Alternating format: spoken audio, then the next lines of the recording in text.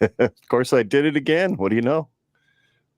Welcome back, folks, to another episode of Generation Red, the kettle corn of Husker fan podcast, where we try to be sweet, but at times we get salty. And one of these days, I'm going to get this intro right. I am your host, Ken. Hello, and I am your other host, Scott. Welcome to the show.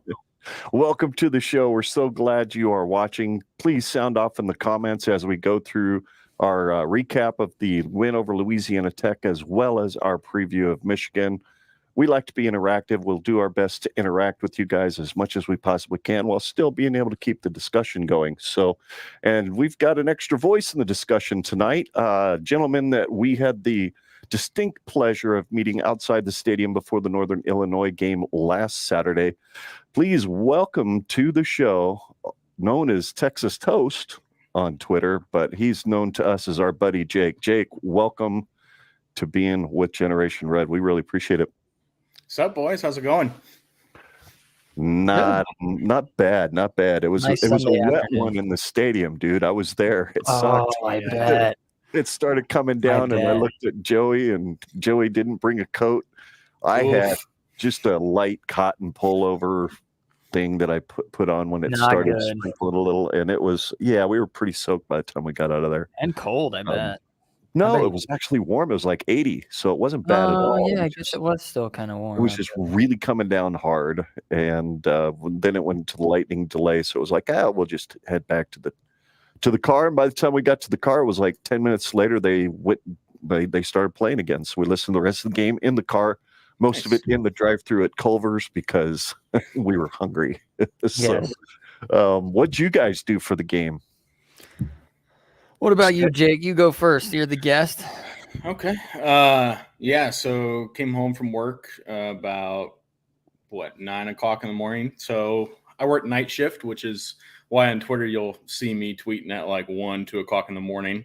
So I got home and just watched some morning college football, and watched the whole game and stayed up for the rain delay, and then just passed out after that. So that's why I just sat on my couch and watched it. That'd have been fun. Scott, nice. I know you were kind of bebopping around the state, weren't you, yesterday? Yeah, so I actually went over to my in-laws' house. We had an out-of-state aunt visiting, so we decided to spend some time with her yesterday. And luckily, I was able to at least put on games on the TV passively in the background, especially being able to watch this game in particular. But I did get to watch a few other games prior to. I got to watch it at my in-laws' house, and they have these super comfy couches. They like recline back, and you can actually like adjust like the headrest portion of it too. So when you're leaning back and you want to like tilt your head forward, it can like bolster forward, which is like really cool. So I watched the game on that, just chilling. That sounds like fun. Yeah, it was fun. You had a more comfortable seat than I did, that's for sure. It was pretty crowded in the stadium. They had they announced 87,000 something, so it was pretty full. Fairly late arriving crowd, though. It was like 10 minutes after kickoff before it was really, really full. But I don't know. Maybe people didn't get the memo. It was a 2:30 kick. Who knows? Or they were sinking those last 3 beers at their tailgate. Who knows? It was fun. We enjoyed being there. Before we get into the Michigan or the Louisiana Tech review, folks, do us a huge favor. Make sure you like this video on YouTube or on Facebook. Share it to all your social media. And please do us a favor, if you're used to getting our audio podcasts and you're watching this video wondering where in the heck our audio podcast went, it's got a new feed. So Apple Podcasts has a tendency to not like to update its feed. So do us a favor, unsubscribe from Generation Red on Apple Podcasts, and then do another search for the same show, Generation Red. And you will see Scott and I both on the cover of our album art for the podcast. And you can just resubscribe to that new feed. You'll get access to all of our old shows, as well as all the new stuff coming out currently. So, boys, should we move on to talking about that Louisiana Tech game? Indeed. Absolutely. Let's roll right into it. So off we go. As we all saw, Nebraska beat Louisiana Tech 28-14. with 14 points pulled off the board via penalty and 2 big plays that would have put Nebraska well in the lead at probably 42-14 when it was all said and done, and over the 500-yard mark in total offense, with most of that coming on the ground. So can't cry over spilled milk. I haven't gotten a chance to rewatch the game, so I don't know if those holding calls were your typical, oh, the guy with the N on the helmet, yeah, they made a big play, let's leave some hankies on the field, or being the ever conspiracy theorist. I don't know if you subscribe to this, Jake, but I certainly do. 21 points was the spread, and we won by 14 on some interesting calls toward the end of the game that benefited Louisiana Tech on their last drive that they scored on. At least in my view, that's what happened. And I know there's people that'll get on me and say, chill out, refs don't really decide outcomes. I'm like, come on, sports betting is freaking legal everywhere. These guys are just as human as you and I are, and you can't tell me that some of these dudes aren't putting some Benjamins down on some football games they're reffing. So that's just me. I don't mean to be a conspiracy theorist. It just bugs me when it seems like there was 2 perfectly clean plays that were scoring plays, and it didn't look like any of the calls they threw holding on actually affected the outcome of the play. So anyway, that's just me. I couldn't hear who they called to do both those penalties on because the boos were so loud in the stadium I couldn't hear the ref. So anyway, that's just kind of my opening take on the game. I don't know if you guys saw kind of some of the same things on TV as we seem to see in the stadium or not. But, well, I saw that for at least one of the 2 holding penalties, it was definitely not necessary. It was like, I don't know about that one. The one was pretty obvious. Or we had our guy and he did a textbook, illegal block in the back or whatever, holding or whatever the heck it was. But from what I could tell from the game, it just looked like our guys are still working out a lot of kinks. It looked sloppy. It looked inconsistent. And then it looked like we had any one true thing that we could go to and rely on that we knew that we had down. Our offensive line still struggled. I mean, it's starting to get to that point where instead of me saying, wow, I'm so, proud of this cupcake team for playing us so well. They did such a good job. Like, wow, I'm so proud of them. Like, they really showed up. And it's just like, I'm really starting to think that maybe we're just really close, way more close to cupcake as a program than I had previously thought. Defense looks, yeah. So this is my hot take. This is my hot take of the season. This was my overall impression of the game. You ready for this? Our defense this year is like the Anthony Grant of last year. It's looking real good right now, and then we're going to play a bunch of opponents that are going to make them look like chumps. And I don't think that our defense is as good as the stats would maybe say it is, because a lot of the offenses that we have played, none of them even crack into the top 75 right now. So it's like, are we playing good offenses, or are we a bad defense playing bad offenses, and we just are winning that coin flip? We don't know that don't answer to that question until this week, right? But that's my hot take. That's because just looking at them, you look at a JJ McCarthy and who's that guy? Roman Wilson. You've got guys like that are going to be able to connect with each other at such a higher level than anybody we've played thus far. You can look at, the reason why I say this is because look at everybody we've played so far and who they've played since and how they've played against them. It's like we've been playing against chumps. We've been playing against a shitty Minnesota. We've been playing against a now exposed Colorado. And then we played Northern Illinois that You know, it wasn't until that, I mean, we scored once in every single quarter, and then we scored twice in the fourth quarter, but it was by no means like a it didn't exceed my expectations by any means. But I'm looking at it from what I see right now. It's like, you know what? I really think this defense is going to struggle in the second half of the season, and that's fine because looking with this is Against what I said at who? the beginning Against of the who, year. though?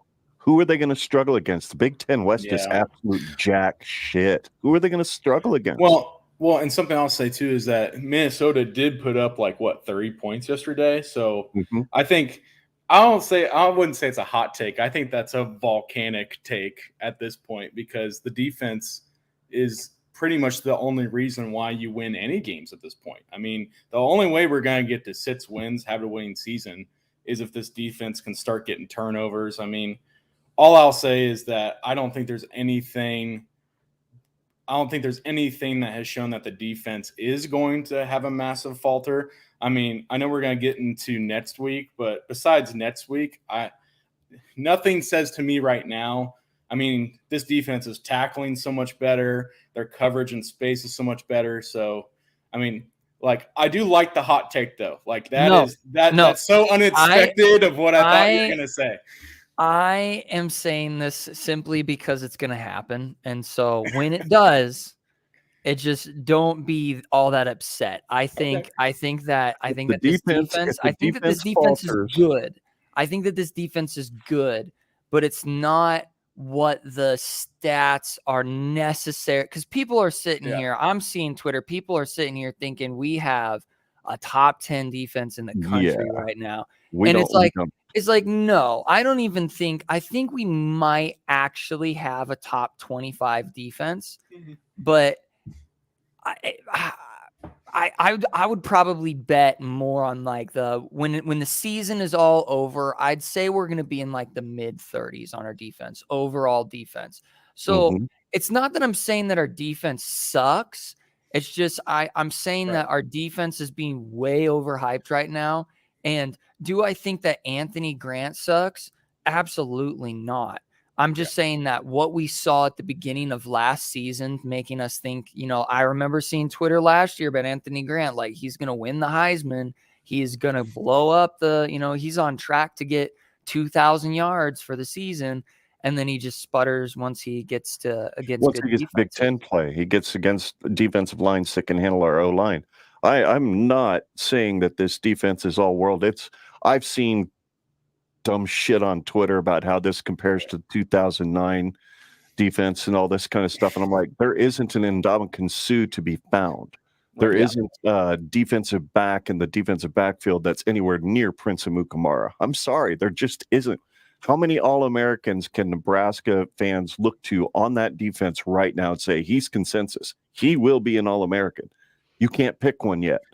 They've just all done their jobs, and they've all done their jobs well, but they're not dominating like I expect, especially in the pass rush yesterday. Oh, my God, that offensive line was so undersized, and we couldn't get to the guy.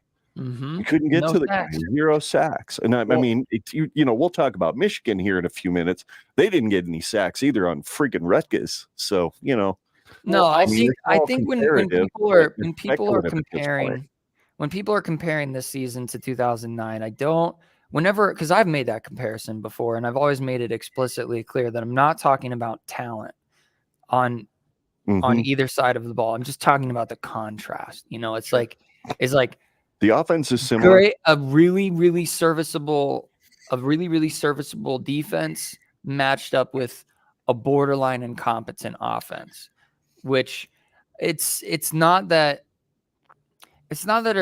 our offense is incompetent. I think that they are just really trying to figure out who their guy is. It's really hard for an offense to find a rhythm when the guy that they knew was going to be the guy up until start of game 3 was no longer the guy. I think that you have to kind of relearn the chemistry. All the wide receivers have to learn the chemistry. All the running backs need to learn the chemistry and the tendencies and the hiccups and the whatever it is that they do. And so I think this is my other hot take. My hot take is I think that when it's all said and done at the end of the season, our offense is going to be comparable to what our defense is at right Oof. now. Oh man, that's But that's me saying that our defense isn't as Is good that as our because offense you think is. the defense is going to So- slide back to the offense? Is what you're saying? No, I'm saying that the offense is going to catch up with the defense, and the defense is going to stay what the defense is right now. Which And is mid 30s overall defense at this point. yeah, so then they catch up, and they're about a mid 30s offense when it's all said and done. So I'm not saying. Sorry, Go ahead, Jake. I'm not saying this defense is 2009, but what comparison I've made is that I haven't been this excited to watch the defense play since 2009, 2010 because that's also a good comparison. But because that's clearly the identity of this team. I mean, here's what I'll say. Who thought that? I mean, when Tony White was hired, I mean, everyone was just crapping on the 3-3-5 and how much it's going to be an adjustment for the Big Ten, all these things, and is it going to work here? And so far through 4 games, just the 4-game sample size, we can see that it's working within the rush defense. The pass defense, as we get into this game and break it down, that I mean, Louisiana Tech really gave them a run for their money there, especially at the end in zone and in the pass defense. But I'll say that for me, I've made the comparison that I haven't been this excited to watch a defense play. Like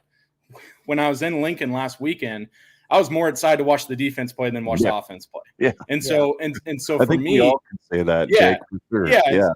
So for me, I think the defense will carry this team, but they're only going to carry it if they start getting more turnovers. I mean, that's the main thing I know that Rule keeps preaching. So I do like those states, though. I have not heard that yet, but hey, I'll take it, man. You know what? There's going to be a comeback to earth moment. There's always a comeback to earth moment at times during the season. Whether I believe that that's because this defense is a mirage, I don't think I believe that necessarily. But Michigan can run the ball a little bit, but so could Louisiana Tech was fairly good at running the ball against North Texas. You got to consider the competition, and that Rutgers defense is pretty good, and they kind of held them in check. But they were pretty balanced yesterday too against Rutgers. So we'll see. Why don't we jump into the slides a little bit? Yeah. And take a look at what this. Oops, wrong one. Otherwise, I cover up stuff. There we go. Nebraska had 20 first downs on offense, 3 of 11 on third down, which was absolute puke city. But they were 2 of 2 on fourth down, so they did own the short yardage stuff. Well, one of them. The other one was a fake field goal, and that was Timmy Bleekrode that went and got that first down. If he doesn't trip over his own cleats, he probably scores. 419 that was fun to watch, though. Total yards, which was the best yardage output we've had yet this year. 107 via the air and 312 rushing, with 3 of those touchdowns coming on the ground too, including an end around to Billy Kemp. I think we're going to see a little more Wandale action utilized with that kid for the rest of the year, because I think he is a dynamic playmaker. Just needs to get his feet under him a little more. 31 minutes and 58 seconds of time of possession. There was a point in the second quarter where it was basically even, and it kind of scared me because our defense was missing a few tackles. We did have 6 penalties for 55 yards, but for the first game in 2023, 0 turnovers. Woo! Let's go. Yeah. That was a positive. There's a lot of positives to look at all that. I look at that rushing number, and I just wanted to point this out just because I thought it was notable in the stadium. I saw a lot more I formation in the second half. I don't know if you guys noticed that on TV, but it looked like they made a concerted effort to get in the I formation, get up under center a little bit more, get another guy in there, and they got Grant going. He had like 6 yards or some crap in the first half. And then he cranks out another 127. So he ends up with, I think, 133 or 135 yards rushing and a touchdown. I'd love to see a lot of I formation on Saturday.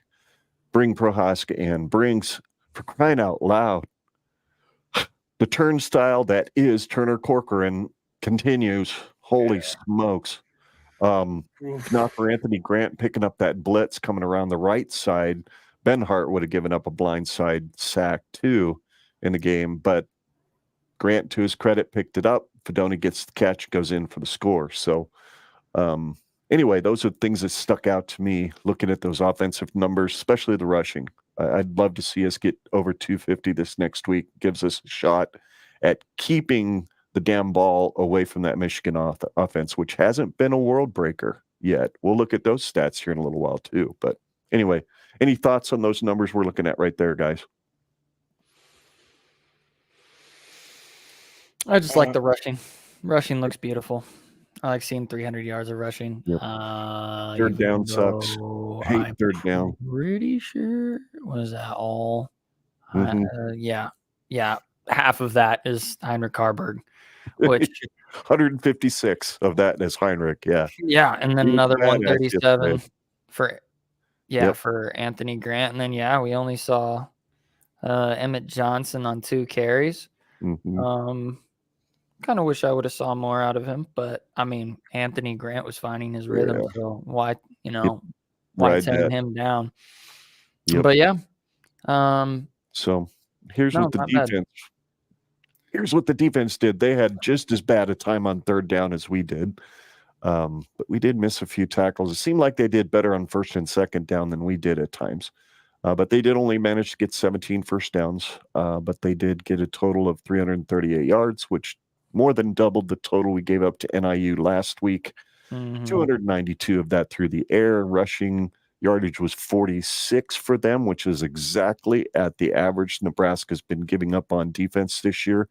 If that continues, if we can keep Michigan when we cover them here in a little bit, I keep mentioning them, sorry.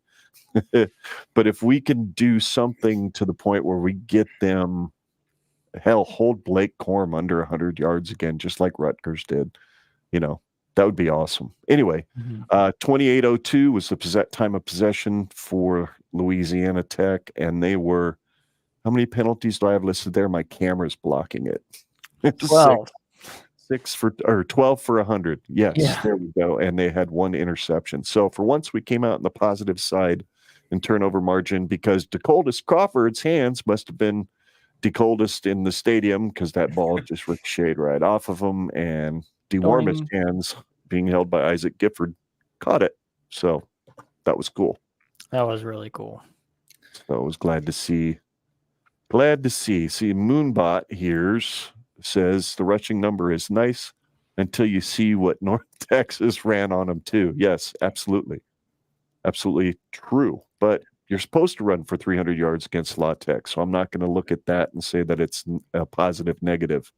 I prefer to look at it as just positive. They figured it out.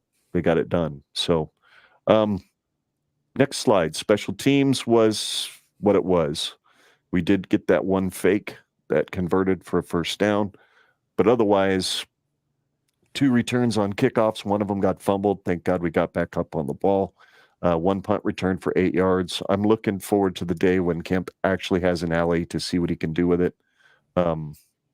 Tristan Albano, 0 for 1 on that field goal, 42 yards, I think it was.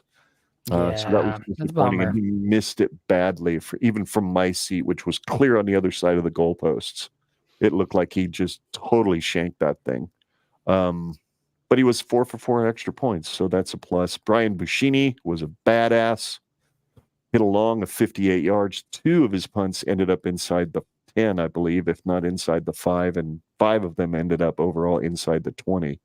Averaged 43 yards kick. So, yeah, pretty impressive. Lights out. We can just get our return game going. So, all right. Players of the game, as we kind of start to put a bow on this game against Louisiana Tech. Jake, you sent me some players that grabbed your attention. Those are their statistics. I'm assuming that's what you looked at when you came up with who you wanted to get. And hey, we share a lot of the same players of the game between the 3 of us, which I think is cool. So, yeah. So I think that hands off my hiney, week 2, super excited that I'm watching a quarterback throw the ball and I don't get anxiety and depression immediately when it leaves his hands. So, I mean, he threw that one pass last week that should have been intercepted, but this week I thought he took care of the ball well. for the most part. As far as running goes, I mean, he had what, 2 explosive runs that got called back. I think it was mainly that one run that actually broke through and didn't get a holding call. And then, I mean, 19 carries, 157 yards. What I worry, though, and what I think most of us worry about is that we really need to get the running game open on the running back side.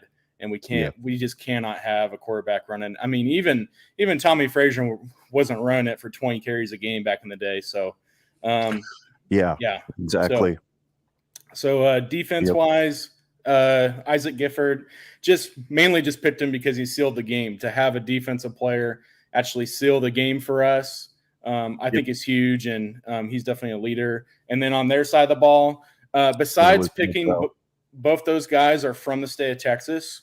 So Jack Turner's from Round Rock, the pride of all Round Rock, Texas. But that dude, he was 27 for 42, but man, we could just not sack his ass. Like we could not get to him. And then Brevin Randall, the reason why I picked him, because he had that first sack of the game.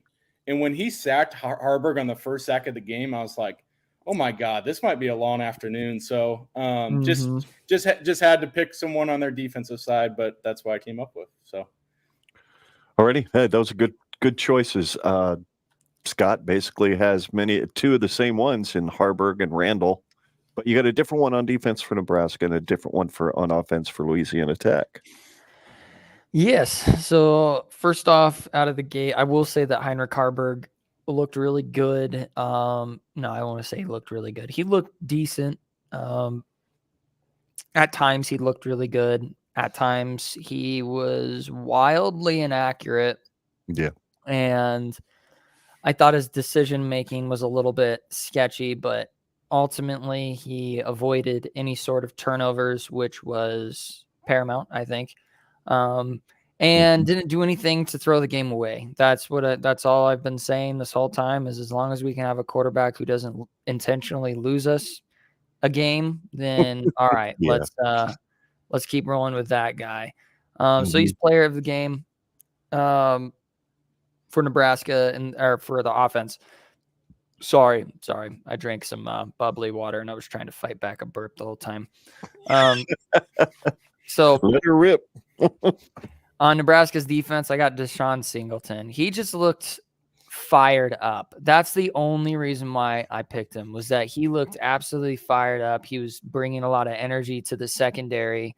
He was all over the dang place. He was running 100 miles an hour with no fear of failure. You know, that damn statement now. He just is gonna, if he's gonna make a mistake, he's gonna make it 100 miles an hour. I just had Vietnam flashbacks to Scott Frost. No fear of failure. No fear of failure. Okay, great. You failed a lot, so maybe you should fear it a little. But yeah, I thought he looked good. I thought he looked really good. He was exciting to watch. And so I'm really excited to see what kind of ceiling this kid has got.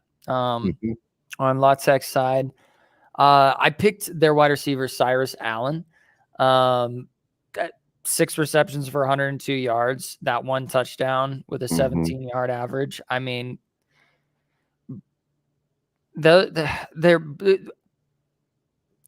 had a pretty good wide receiver duo with Cyrus Allen and Smoke Harris. So I kind of had to pick between the two. And the only reason why I picked Cyrus Allen was, I think, just because Smoke Harris, the majority of his yards came from one explosive play. And then the rest were all averaged out to be kind of less than Cyrus Allen. So Allen hurt us a few times on third down. I think most of their third down conversions were big ones, and it was him. So and Smoke Harris. Harris was the guy too, because he was getting a lot of those 6 to 8 yard chunk plays. So I kind of have to pick both, but I just put Cyrus Allen down just because, I mean, 6 receptions for 102 yards. That's a pretty dang good average, if you ask me. And then on the defense, I did also pick Brevin Randall. Smoke Harris and Brevin Randall, I actually got confused. For some reason, I thought that one of those two guys were like their version of Travis Hunter because they both wore the number 6, Gotcha. and Yeah. they both kind of have the same build and everything. Mhm. And so it just kind of was like, are these guys the same dudes? I don't know. Well, I don't think they're the same build, but I just got confused. But yeah, they both have the number 6. Yeah, I was like, all right, that's kind of fun.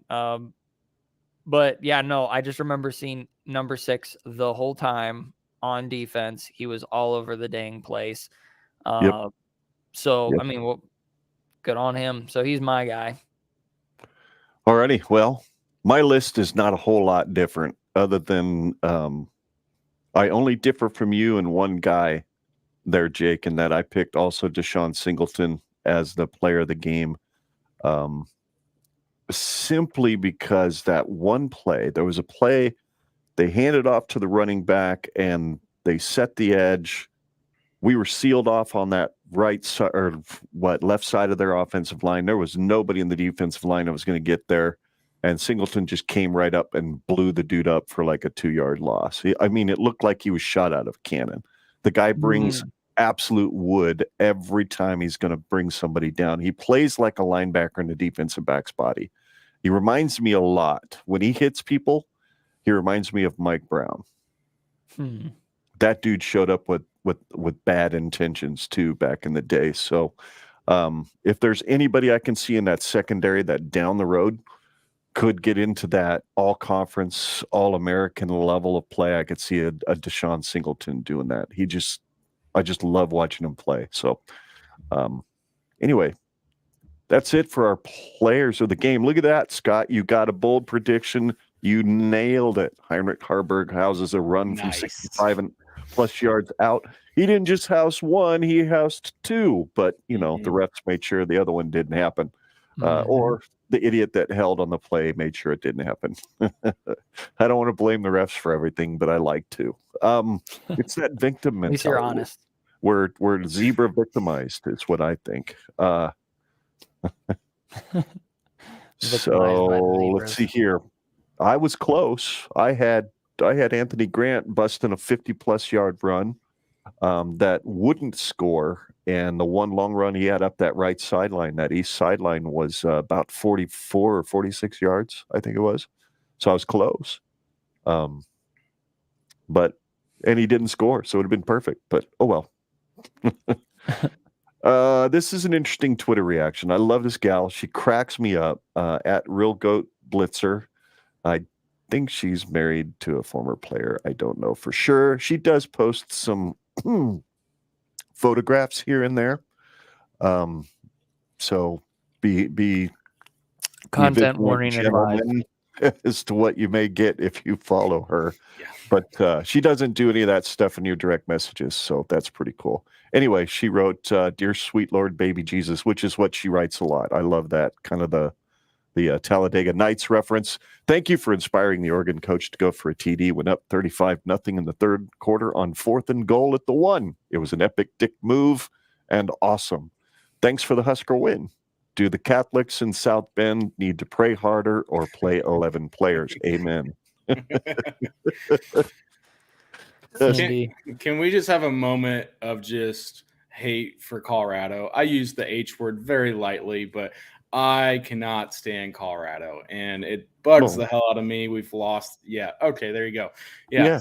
I mean, 2 claps for Oregon. Thank God that reality finally hit him in the face. So, yeah. Often hit him in the face. Often. Just ask Shedeur Sanders.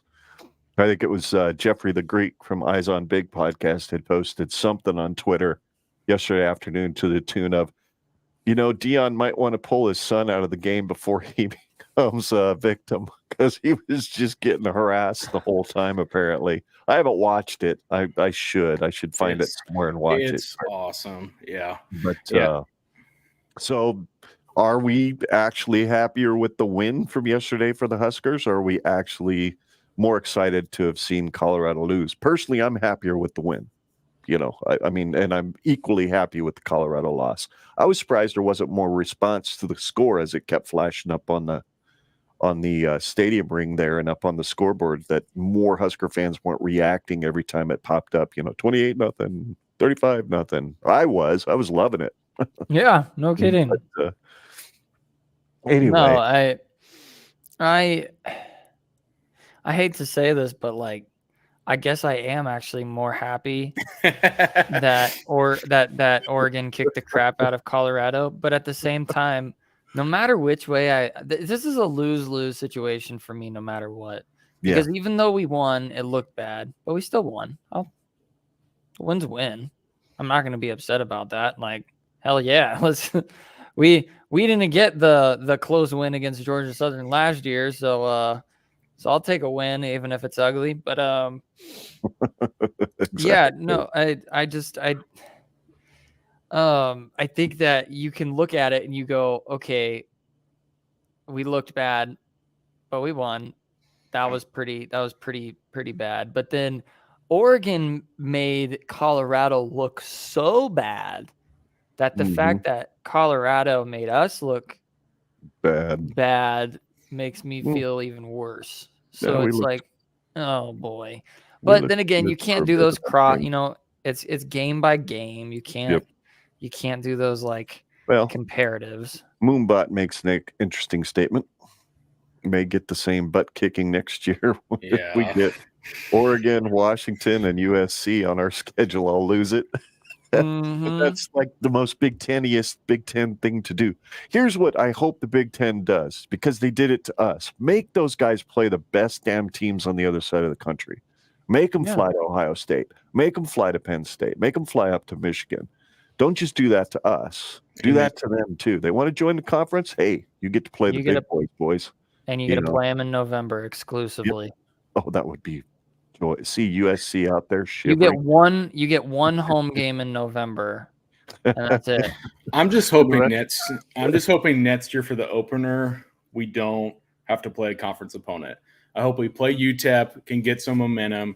And part of the problem is because we've just lost and been a losing program for so many years that's why we keep getting slated against the best of the like a conference opponent on the other side of the aisle. So if we can just keep a similar schedule next year, then I'll be happy. But if we get like Washington on the road and then Oregon or USC, I'm just going to be like, my God, we need to go back to the Big 12, which is my bit. But hey, Well, yeah, who wouldn't? I mean, who would have thought that it would have turned out the way it did, right? I mean, seemed like financially, it was the perfect move. Go to the Big Ten. The Big Ten is now the premier conference, right up there with the SEC when it comes to TV deals and all that stuff. We're just printing money at this point. Just a matter of figuring out how to get competitive again, which you got to start with defense. And it appears at this point in the season that it has started somewhat with defense. So that's a good thing.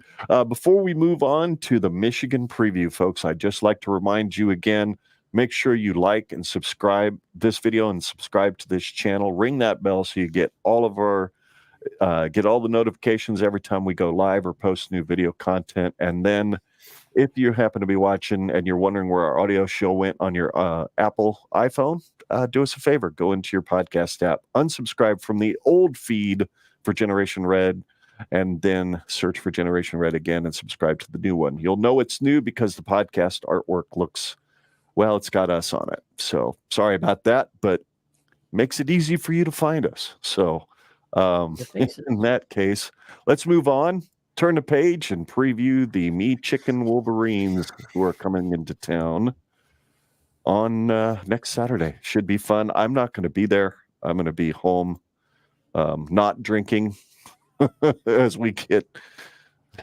hopefully not beat around the field too bad. But let's take a look at what they did to Rutgers, which wasn't as big a beatdown as I thought for a long period of time. When I was watching, it was the early game. It was 7-7. Rutgers was playing fairly well, busted a couple of big plays, and then Michigan kind of put the clamps down on them. So there you go. Those are the numbers. 20 first downs for Michigan, 10 first downs for Rutgers. Michigan was 8 of 13 on third down. And Rutgers was 3 of 10. So, and Michigan went for it on fourth twice and got it both times, whereas Rutgers didn't get any Fourth down conversions on the 3 that they tried. 415 yards for Michigan, 4 yards short of what we put out this last week or yesterday. 237 for Rutgers, 180 passing for Rutgers because they had to, and 77 rushing, whereas Michigan was very balanced. 214 through the air, 201 on the ground. 36 minutes and 8 seconds for Michigan time of possession. 23-52 for Rutgers. They had only 3 penalties for 18 yards, did the Wolverines, and 5 for 30 for the Rutgers Scarlet Knights, and they had 1 INT. So fairly clean game as far as penalties and turnovers go. But for me, the big thing, I look at that. I don't know about you guys, but the first line my eye is drawn to immediately is time of possession. Yeah. If Nebraska can figure out how to A, hold on to the ball, and B, get Michigan off the field a little more often than they did with Louisiana Tech, we got a shot. But yeah, it starts at time of possession for me. And of course, third down conversions, we've got to be better. We've got to be better. Corcoran needs to figure his crap out on third down. You know they're coming right over him to get to the quarterback. So anyway, anything about those numbers besides the one I pointed out that stick out to you guys? Something I want to ask, who is behind Corcoran? Like, why, like, any player, and because what I'm about to say, this is in the context of don't have anything bad about to say about the person, but the player on the field. So my question is, he's just been so inconsistent and poor for so long. Who's behind him? Is it Prohaska? Is that why at left tackle? I think they're waiting for him to get fully healthy and get that shoulder fully rehab before they throw him into the fray again. Which is something I appreciate about this staff. They're not throwing people out there just because they're that desperate for wins and on the hot seat like Frost was. So, but I just am so concerned about our line play in this game because, I mean, we struggled so much getting the run game going. I'm really concerned about our line play. So, Brian, you really, really need to put the Kool-Aid down, son. I'm telling you right now, put the Kool-Aid down. You'll be okay. It'll be okay. We will shock them. It's just not in a win. So we'll just play with them fairly well. Yeah. But anyway, wait till we get to the score predictions, Brian. You're not going to like me. Move on to the next slide, I suppose. Here we go. Yep. We're going to give you our players to watch before the game. We each have, Scott and I both have J.J. McCarthy on offense, obviously. Jake's got Blake Corum, and I agree. I think that's a guy you really need to keep an eyeball on as well. I'm looking for Anthony Grant to hopefully have another big game. Scott, I'm curious. Quarterback Jeff Sims, you think he's starting? I don't think he's starting, but I think they throw him in there. I like what you said kind of at the beginning, the high risk versus high reward and low risk and medium reward. I think that you can't help but want to use Jeff Sims. And I think that if we're going to see not Thomas Fedoni, my God, I just looked over and read his name, LOL. If we're going to see Heinrich Harburg make mistakes, he's going to make it against this Michigan defense. Yeah, and he's going to make it in big ways. And so I think that we're going to probably see Heinrich Harburg throw a couple interceptions because of how wildly inaccurate he was at times. And I remember seeing that in the spring game. And so I was kind of waiting to see it reemerge. And I just saw it. We just saw it yesterday. And so it's like, okay, if he does that against talented Michigan defenders and linebackers and cornerbacks, I mean, they're going to pick him off. So it's like, I would bet that we see Jeff Sims in this game. So what does he look like when he gets thrown in there by pure necessity? I know that's me looking into the fortune, my little fortune ball or whatever they're called. What the hell are they called? The little globes. Your little 8 ball? No, not the shake one, but like the one that like those like the gypsy ladies wear, and they're like, let me look into my crystal ball and tell you your future. I guess a crystal ball, whatever. So I think that we see Jeff Sims. I think we do. And I hope that he looks good. I doubt it, but let's just see what happens. Like I just want to watch him. I'm just curious. I think we're going to see him, and I'm just curious to see what he looks like when we do.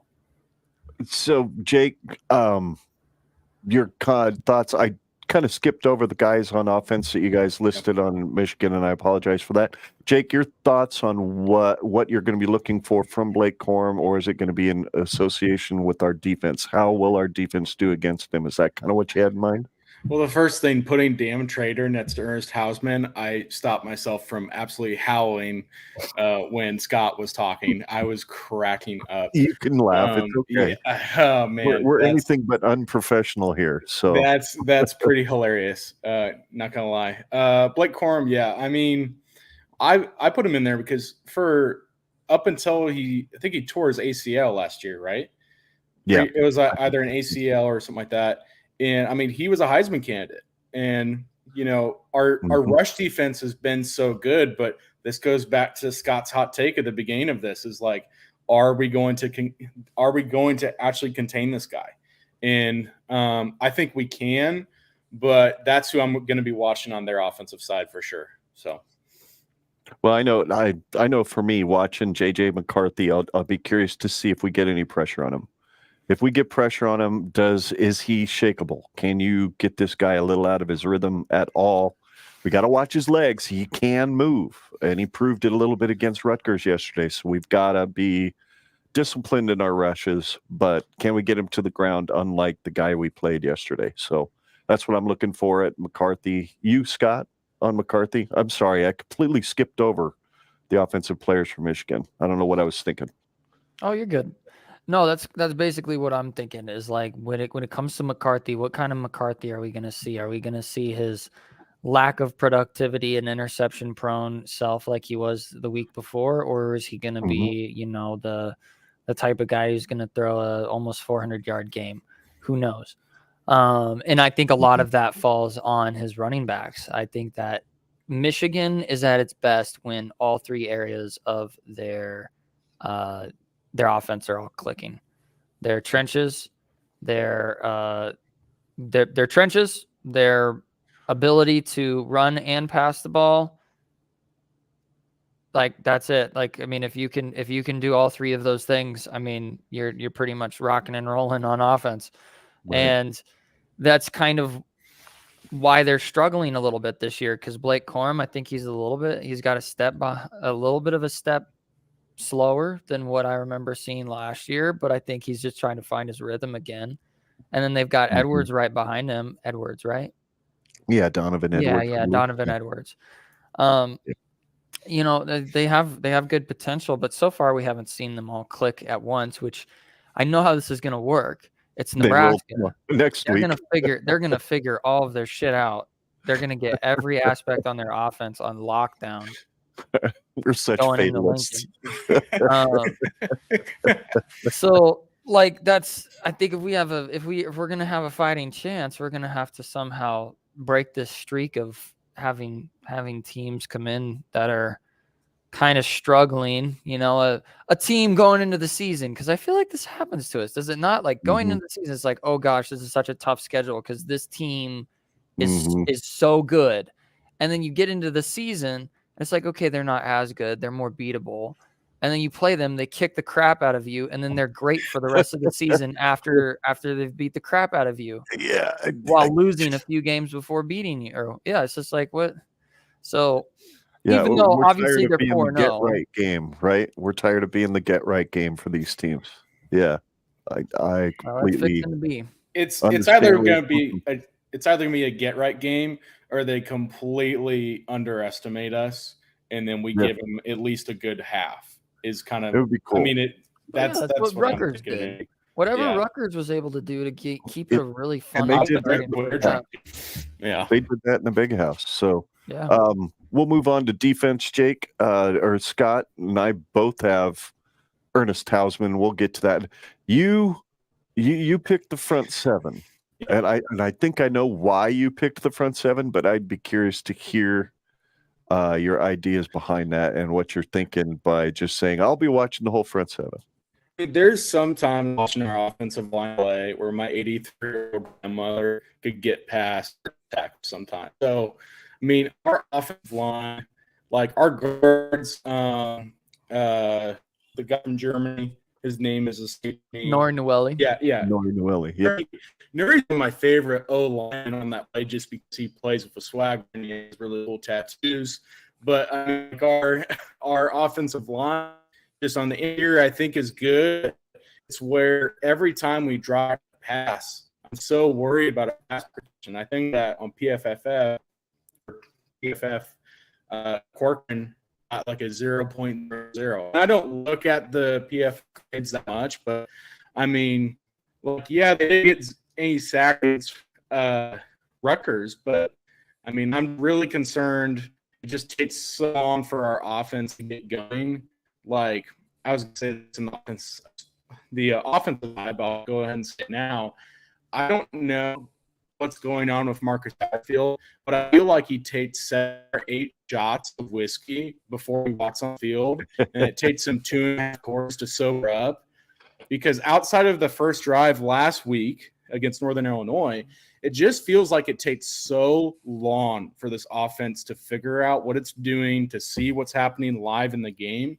That's my biggest concern. And if this front seven is anything like they were last season, I mean, I'm very concerned about our offensive line. Not shitting on the guys, but I'm just very concerned. I hear you. So I hear you. I know for me, I'll be watching Ernest Hausman just simply for one reason, to see if somebody decleats that son of a gun. If somebody comes around the edge on a running play or whatever, and or if Anthony Grant's looking for him, he gets through the hole and there's number 15, just drops a shoulder and tries to lift him up. That's why I'll be watching her. I don't give a damn how well he plays. I just give a damn how well we knock him to the ground. That's all I'll be looking for. Mm-hmm. So not that I'm crying over spilled milk at all, but Scott, you must have a reason for listing him as your player to watch on defense too. Is it different than mine? Do we have a bold prediction segment for the show today? Is that something We we're doing? we can throw one in there. I just don't have a slide made up. But yeah, if you've got a bold prediction, we can throw one in there when we get toward the end of this, after we get done with players to watch. Absolutely. Okay. Well, sneak peek, it has to do with Ernest Hausman, but no, I think we gotta. This guy, he's a dick. Oh my God, we gotta kill him. I don't know. We gotta kill him. What are we supposed to do, Tony? You gotta take the guy and you gotta put him in a barrel somewhere and forget about him. Let him sleep with the fishes in Lake Michigan. Oh my God. Not that we're advocating any kind of violence, ladies and gentlemen, but football is a violent sport. He needs to get KTFO'd, you know? Yeah. That was really good. Yep, and anyway, so that's why. All right. Well, flipping the attention to the Nebraska's offense, I'll be looking at running at Anthony Grant. Is he going to be able to get through any holes at all? And if there is one, is number 15 on the other side of it? And is he going to knock him on his ass? That's what I picked Anthony Grant for. Love to see him get another 100 yards. That would mean that we're doing something. So, And then you already talked about Sims, Scott. Yep. Jake, Thomas Fedoni, that's a great pick. I thought about picking him myself, but I'd love to hear what you have, your thoughts behind Fedoni. I know he's coming alive, touchdown in each of the last 3 games. So I'll start off by saying, have y'all seen all the things with Josh Pearson on Twitter with him and the whole, I'm going to go to sleep and everything? Yeah. So, I mean, I immediately now think of every time Thomas Fedoni makes a good play, I think of Josh Pearson on 1620. But yeah, I mean, I'm just really proud of this kid and just all the adversity he's gone through. And what's cool is that the last 2 games, or even the last 3, I guess, because he got that last second touchdown against Colorado in garbage time, but still, it's like he's progressing week to week. And we really need him in pass protection. We really need him in play action. And I think that he's becoming definitely in the passing game our best weapon. I mean, Kemp is really good in space, but he's not going to take a top off of defense. I don't think anyone on this roster besides Bullock can actually like throw it up there, take a top off a defense. We can keep doing that damn pass play to Tommy Hill, but my God, just give it a rest. I just don't think it's going to happen. But Thomas Fidone, I think he's just like your Toyota Tacoma pickup truck. He's going to get you what you need. Like, he made a really good catch. I mean, speaking of bad passes, it was really high. I mean, the dude had to jump the ladder to get that pass for that touchdown. So I just think if he just continues to gain better. Now, if he has a poor performance against Michigan, which is likely, I'm worried if he regresses at all. But if he just keeps making improvements in every play he plays, I think that'd be really good. So. All right. So you also picked for defense, Jake. Go ahead and talk about Isaac Gifford. What makes you want to keep your eye on him? So I would pick Reimer, but I'm pretty sure he was hurt yesterday, right? So I'm concerned. He's going to be out for next week. We don't know officially yet, but I think he was in pads at the beginning and then he went to street clothes. I think Nick, I think that Isaac Gifford is becoming a real leader of this defense. I think that just seeing him again, it's one play, it's one interception, but seeing him out there commanding the defense, he's a junior now. He's got some time under his belt. I think he's just going to keep progressing. Honestly, I'd just love to say our whole defense, because they still give me shades of 2009, and I'm not going back on that. But I just love seeing Isaac improve from year to year. He came on as a walk-on. I'm just super excited to see what he does tomorrow or next week. Sorry. You're all right. Moonbot 7 has weighed in on what needs to happen to Ernest Hausman as well, and he hopes Fidone is part of laying him out. So I agree. I wouldn't mind that at all. So there we go. Any of you that are listening to this show after the fact on the podcast app, and you don't know what the blazes we're talking about, we're using some Google Slides on the live stream. Maybe you need to subscribe to our podcast at GenRedPod on YouTube.com. Shameless plug. Shameless plug. Yeah, I've got Luke Reimer. I guess I didn't realize he was hurt. Maybe that's why I didn't see him in the game very much in the second half. I noticed Henrik was in there a lot. If he's not able to go next week, I'm still going to say Reimer just because he flies everywhere. It seems like he's always in on figuring out where the play's going. He's always running the ball. Love that guy. Love his effort. But if it's not him, I'll be watching Deshaun Singleton, because I know he's going to be looking to lay the wood on somebody. And it's too bad that Ernest Hausman doesn't play on the offensive side of the ball. Then I'd say Singleton needs to also lay his ass out. So, anyway, right. Scott, do you have anybody else besides Reimer that you'd be watching on Saturday if Luke's not able to go? I mean, of course, I think that our defense, if we're going to have any shot at being competitive in this game, it's going to be our defense locking down all of those aspects of their offense.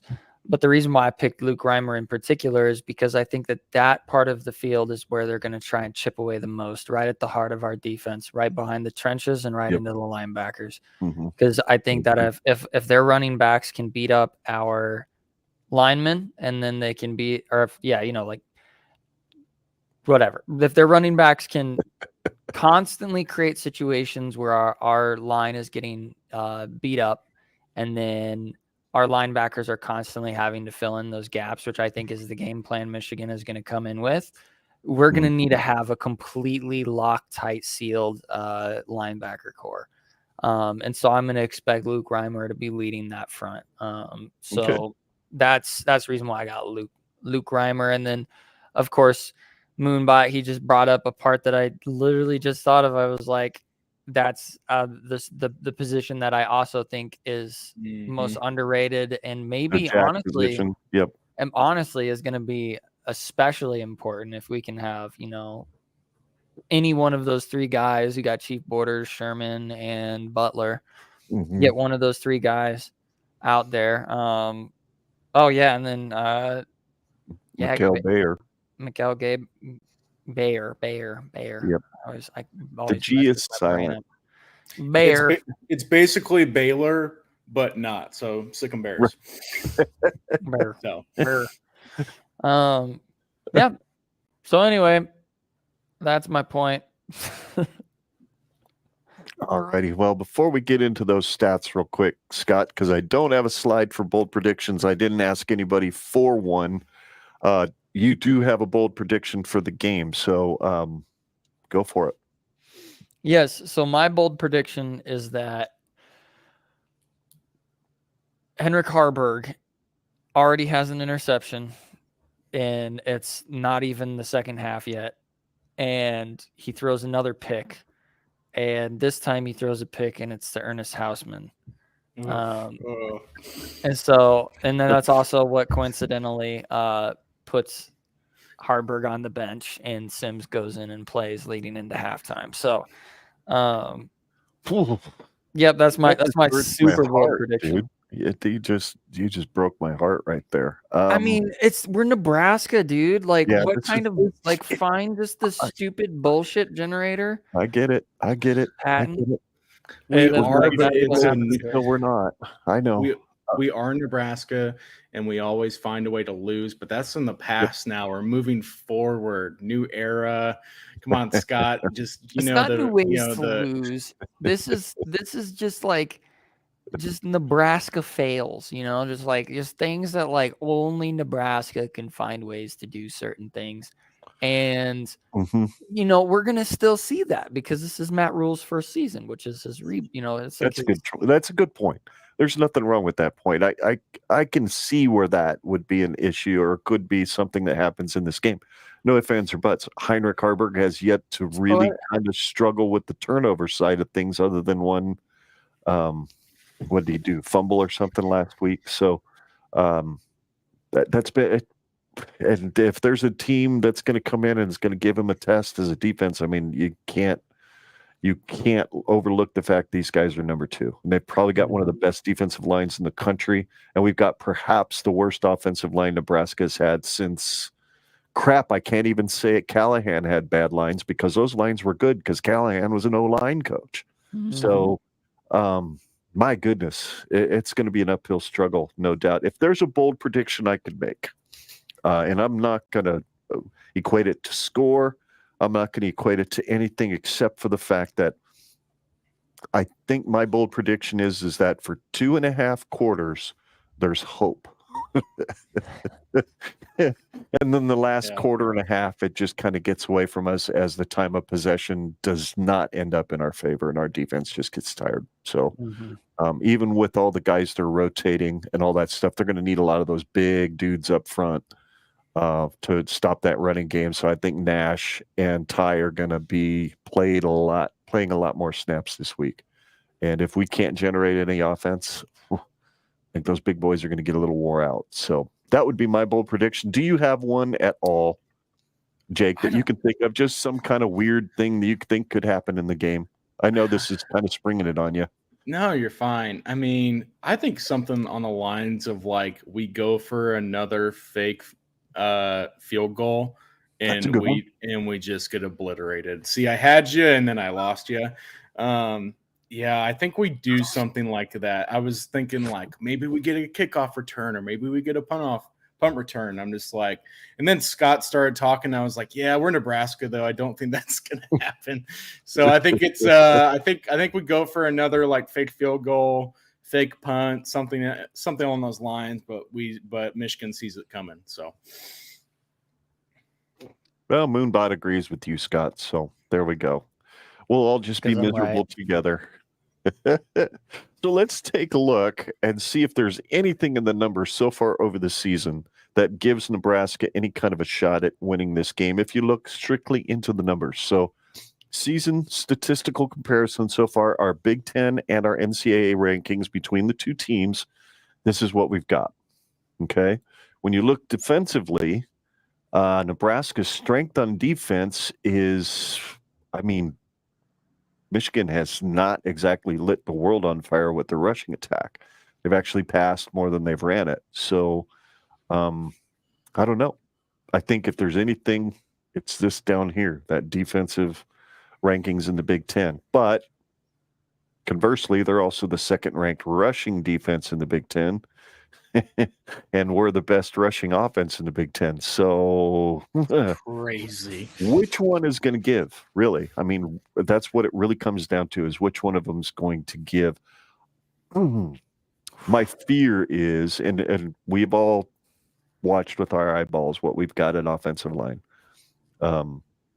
What do we do to cover that? We have to figure out how to play as an offensive line differently than we've played so far. And doing the same thing week after week is the definition of insanity. So something tells me Sat, I hope, and Rule, as an old school offensive line and defensive line coach from his heyday of learning how to coach, they may say, yeah, we're going to see a whole lot of Teddy and Turner in there. We're going to have a lot of big sets. Teddy's going to come in and wear number 45 like he's done in a couple of games playing tight end. So see a lot of big sets, see a lot of I formation, a lot of snapping the ball with 5 seconds left on the clock and hoping you can generate a three yards in a cloud of dust offense. But there you go. Those are the numbers. I don't really want to spend the time to read them, even though, I mean, grab a number out of that list, guys, if there's one that you see that concerns you and one that you see for Nebraska that excites you. Well, I'll start off with saying that, like, I think so far what we've seen from Michigan is an underwhelming passing proficiency with J.J. McCarthy and company. And you look and contrast that with our defensive pass yards, our pass yard defense, which were 98th in the NCAA and 12th in the Big Ten. Right. It's like that's setting us up for that recipe for that, that it's what we do is Nebraska type scenario. We're basically daring them to change their status quo. And so that's the first stat line that kind of stands out to me, because I mean, you can't help but look at the contrast between our rush yards defense and our pass yards defense. I mean, it's night and day. Yeah. How about you, Jake? Is there something that grabs you on any of those stats? I mean, just looking at our offense, I didn't know this, but we're 8th in the country in rushing offense, which is insane to me. But then vice versa, we're 127th in passing offense. It's so parity between the two, isn't it? I just feel, guys, and Ken, what you said earlier is exactly how I feel. I think we're going to have 2.5 quarters of sticking with him and then with Colorado, because and what Scott just said, I mean, it's been a little underwhelming with the cupcake schedule. Speaking of cupcakes that Michigan has had, I mean, like they've gotten Western Michigan last week, and they're not, and they throw 3 picks and they're setting the world on fire. So the Kool-Aid side of my brain that I'm trying to suppress is like, we got a chance, we can win. But we need either we play the whole game 22 personnel and we set up the play action pass, but we need to get to a simple offensive scheme, because I'm just so daggum irritated that see I've lived here for 3 years in Texas, and the Southerners already starting to also, like, I'm a pansy when it comes to cold weather now. If it gets below 70 degrees, I'm like, man, I need to go get my Carhartt coat outside. I mean, if we can call just a good, like, offensive game plan, because look at last year, South Carolina. Once it all came out and Spencer Radler finally got pissed at Satterfield and the media, they started simplifying the offensive playbook. So I think we got a chance if we can simplify things. Defensively, I really don't know what's going to happen. I'm really hoping we dominate, but I just don't know, guys. So yeah, I look at those stats, and just to throw a few of them out there for our audio listeners, Nebraska is very, very close to Michigan when it comes to overall offense. They're not that far off when it comes to the two offenses. They're a little bit better in the passing yards at 950 total passing yards, whereas Nebraska has 498. So we're 14th in the Big Ten. They're 8th. So they're just a little bit better. But the key is they're not scoring that many more points than we are. They're scoring 10 points a game more than Nebraska is. They're giving up 6 points, under 6 points a game, and we're only giving up just under 19 points a game. So what gives first? I have a feeling, it's not a good feeling, that what's going to give ultimately is going to be our defense. I don't think they get 200 yards rushing on us like they did against Rutgers. I think we're going to shut that rushing game down. Problem is, I don't know if we can get to McCarthy. I don't know if our defensive line can get by their offensive line, which is really, really good. So it's not been all otherworldly all year, but they also have been without their head guy for the first 3 games of the year. So there's something to be said to having a head man down on the sidelines that helps the team play a little better. Anyway, those are the statistical comparisons for Nebraska and Michigan. So let's move on. Oh, yeah. So, Yes, that's what it was. I couldn't remember if we talked about it or if we just gone over it. And I was like, screw it. It's a 50-50 chance. Coin flip. And I was wrong. You were wrong. It's okay. It's okay. Crazy idea. Sims is high risk. This is from Huskers Game Day on Twitter. Follow them at Huskers Game Day. Sims is high risk, high reward, while Heinrich Harburg is lower risk, medium reward. I'm not sure I agree with the medium reward side of that. I think he's also a high reward guy. We saw that. He's got the running ability in the open field, and he's got the speed to pull away from dudes that were pretty fast on that Louisiana Tech defense. So Sims starts Michigan because he provides most potential offensive upside, but HH starts the rest of the way against teams with equal or similar talent. Both scenarios give Nebraska the best chance to win. The only thing I disagree with in that entire tweet is just that Heinrich Harburg is medium reward. I think he's got a little bit more of an upside to the reward side on him. What do you guys think? Well, I think that it's probably more of low risk, low reward. I as much as I think that Heinrich Harburg he's a quicker guy. He's pretty fast, but when I see like Sims, he looks way more freakishly capable with his legs.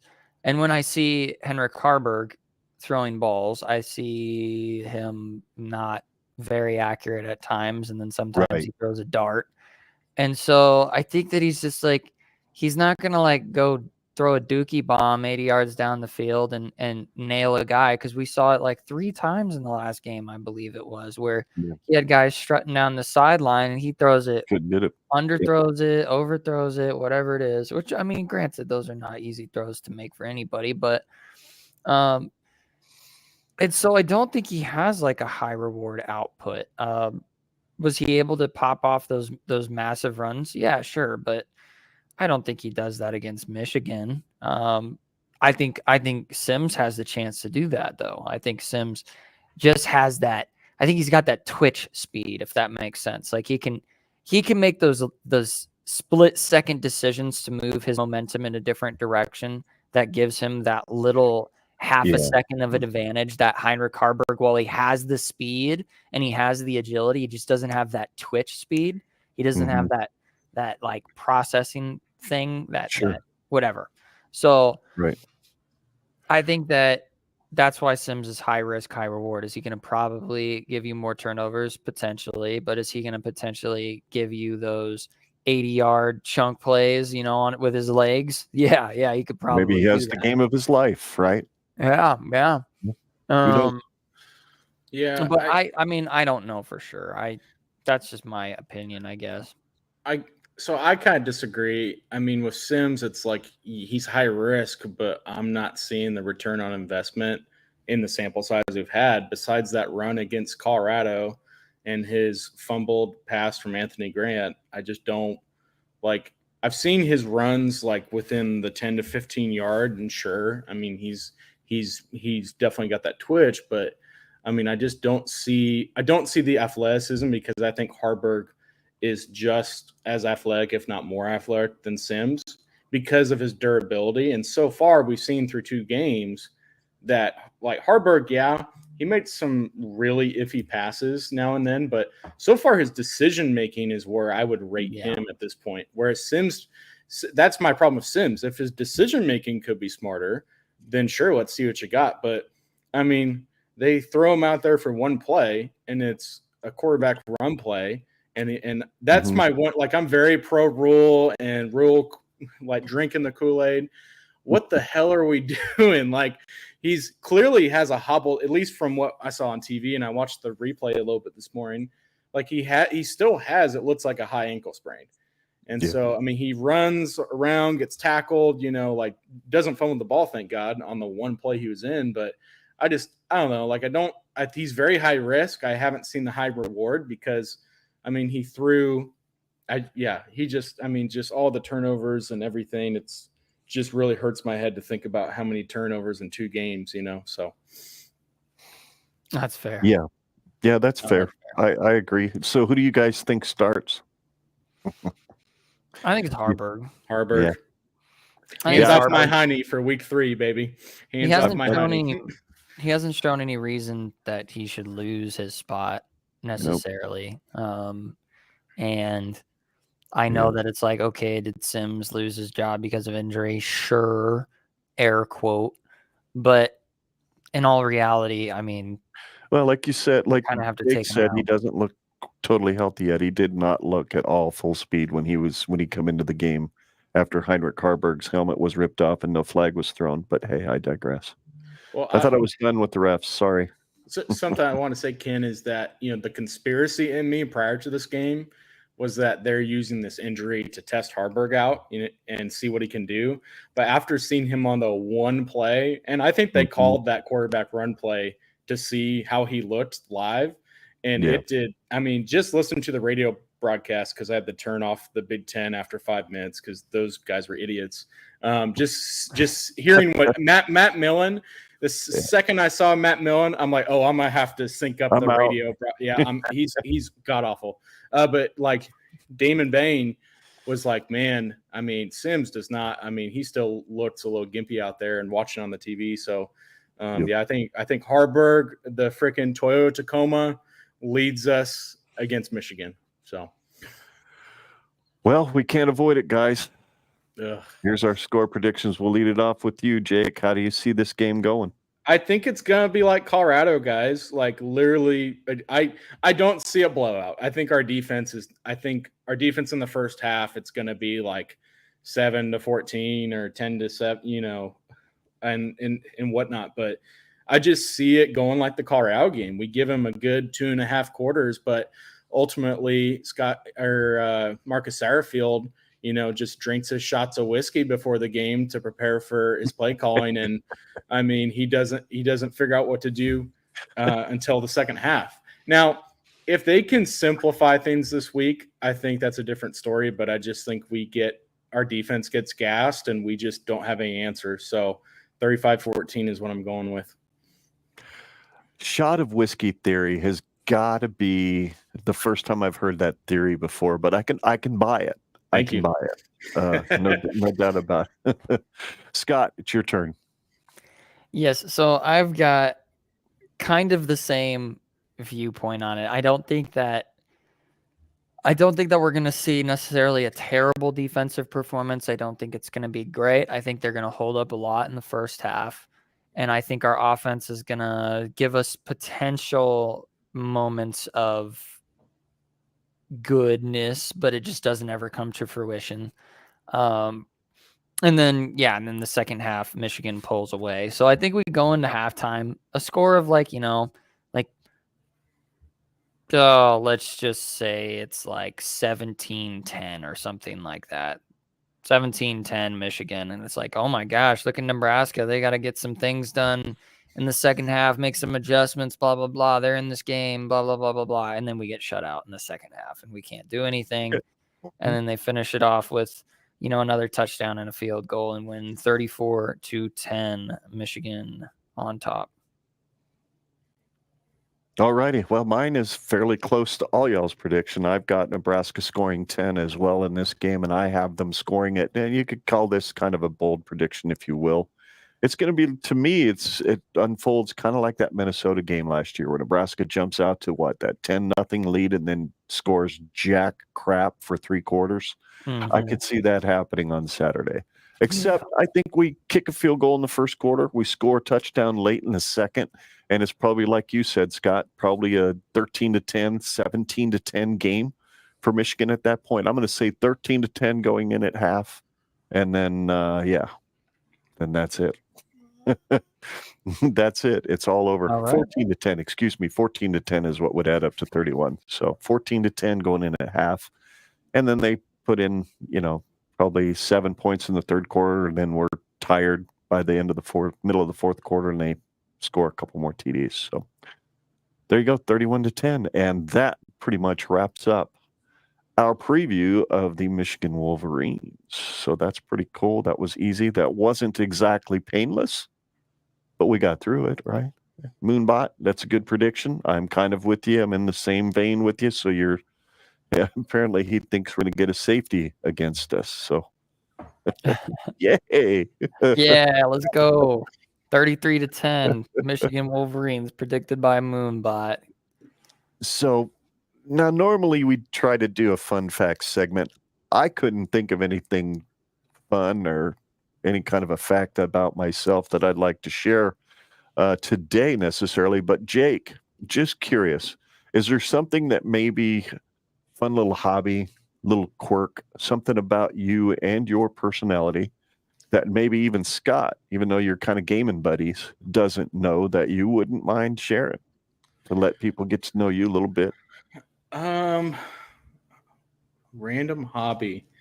I'm trying to think. Fun fact. Fun thing. Fun Fun fact. fact. I'm kind of just a sports nerd all around, I would say. So besides making Legos, I guess, I love cool. Legos. I've got a bunch of Legos in my room. I think that's a fun fact. I don't mind, since moving to Texas, being a fan of different teams in SA. So like I'm a Texas Rangers fan and I'm a Baylor Bears fan, but I chose Baylor out of, I can't go for like the team. I can't, obviously, horns down, all that. So besides making Legos, I think just right now, besides the busyness of life, just kind of a sports nerd all around. So yeah. All righty. Scott, did you have one for today? Oh, shoot. What's a fun fact about me? I still suck at golf, so there we go. We do still suck at golf. It was pretty bad recently. We'll just leave it at that. That sounds about right. Just like I just am not good at golf, and that's okay. It'll take me a few years to be less not good at golf. Yep. I got you. So for the sake of our audio listeners there, Jake, why don't you let them know where they can follow you on social media? Twitter or X at Texas Toast 54. Favorite playing number has always been 54. So mainly on there. All my other social media, I don't have a Facebook. My Instagram's private. So but mainly that Twitter X account. And thank you guys for giving. I've never done this before. I've never been on a podcast, and so this has been a blast. I really appreciate it. Well, you know what? You sounded like a pro. Sounded like we were actually on your show today, is what it sounded like. So you did a fantastic job. Thank you for lending your voice to the conversation. It was an absolute blast having you on. Yes. And it was really cool to meet you last weekend. So, Scott, you know the drill. Follow me on Twitter at ScottGenRedPod. That is Scott with 2 T's. The second T is silent and will always remain. That's right. And of course, you can follow me and the show at GenRedPod on Facebook, YouTube, and Twitter. Make sure you like and subscribe to this YouTube channel, and don't forget to share it on your favorite social media. We'd really appreciate it. Generation Red is where you'll find us on your favorite podcast app. If you're missing our latest shows and you listen to us on Apple Podcasts, please unsubscribe from the feed. Do another search for Generation Red, resubscribe, and you'll get all of our old stuff plus our new stuff. And genredpod@gmail.com is our email address if you want to send us comments, suggestions, and or, I don't know, questions about the show, or if you want to be a guest. We might check that email one of these days and actually schedule you to be a guest if you've reached out. GenRedPod.com is our website where you can subscribe to our show. You can listen to our show. You can watch all of our YouTube videos and our streams. And of course, all of our social media links are provided there as well. So thanks so much for watching, everybody. And yes, Moonbot agrees with me, Jake. You did great. Thanks, And Moonbot. I appreciate it, high man. praise, because Bot likes to have fun. So thanks, Moonbot. We appreciate you watching. We appreciate all of you watching, all of you listening. And until next time, he's Scott. I'm Ken. Thanks to Jake for joining us tonight. All three of us tonight. We were Generation Red, and we're here to remind you every single week that there is no place like Nebraska. And Iowa's corn sucks like that. You know how when you put earrings in and it gets like this cheesy substance that builds up and it smells really bad? Their Yes, corn sir. sucks like that. They base their corn in earring gauge cheese or whatever it's called. You did see that Penn State blanked them yesterday, right? Oh, it was. Yeah. That was beautiful. I saw that this morning. I was like, "Thank you, baby Jesus." That was awesome. That's great. I love that. Iowa sucks. Our corn's better. Go Big Red. Absolutely. Great. And that 0 is perfect because it looks exactly like a hole that would be in your earlobe from where you've had When all that cheese comes out. Where you have the cheese, you got to scoop it out with a spoon, like a little spoon. Well, until next week, folks, when we break down the Michigan game and preview the tussle with Illinois on my birthday, Friday, October 6th. We'll see you later, and go Big Red. Go Big Red.